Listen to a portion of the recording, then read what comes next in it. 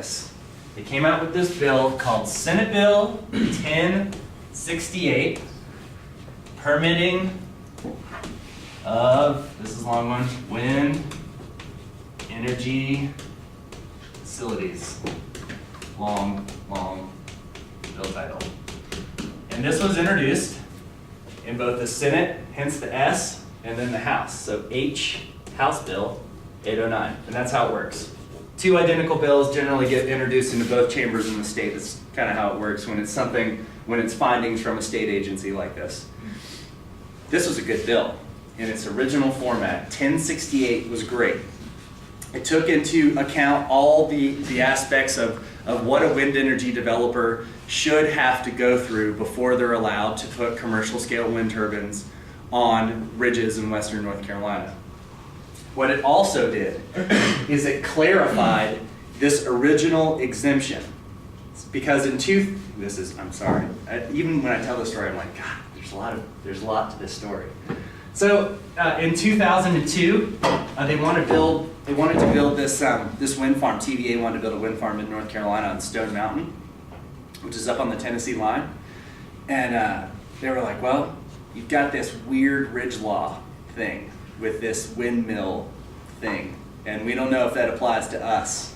And we want to know, before we invest hundreds of millions of dollars in your state, whether or not you're going to sue us or not for building these structures on protected ridges. Because we build turbines, we don't build windmills, we build turbines. So it's weird that this is in existence.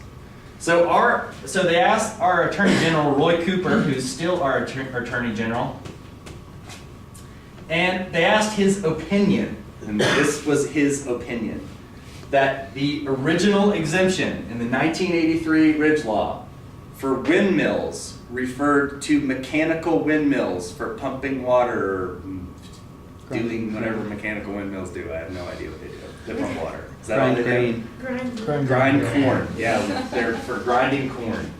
And that was his opinion in 2002. And it caused the TVA to scrap that plant, or to scrap that idea for the wind farm on Stone Mountain and move it to an abandoned strip mine in Tennessee.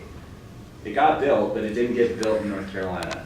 And this kind of sent shockwaves through the state. It was kind of like, whoa. So the Attorney General, who's known as a pretty liberal guy, has been suing utilities and upwind states for air pollution reasons. All of a sudden just came out essentially opposed to wind energy. Bear in mind, that was an opinion. His opinion is different than mine, but he's the Attorney General. I think mine's more important. So this bill, very importantly, clarified this original exemption. And this is what 1068 did. They said that wind turbines for the production of electricity under 100 kilowatts were allowed on all western North Carolina ridges, regardless of their protection status. And then this was a great clause. For turbines over 100 kilowatts, or larger, I guess was the original language, they defer to county ordinances on what the county thinks is appropriate to build in their county. So Watauga County has a wind energy ordinance that says we could build 100 kilowatt machines on all of our ridges, and if we want to build a bigger project, there's a set of guidelines that we have to go through to build them. Essentially, our wind ordinance says if we allow proper setbacks, we do proper studies, the wind energy developer jumps through the right hoops, we can build commercial scale wind energy in Watauga County. It's essentially like saying, yes, we want it, but we're prepared to regulate it. It's awesome. And so for a state bill to say, yeah, we'll go ahead and let the small stuff without a bunch of hoopla, but if it's going to be bigger, we defer to the county, which is awesome.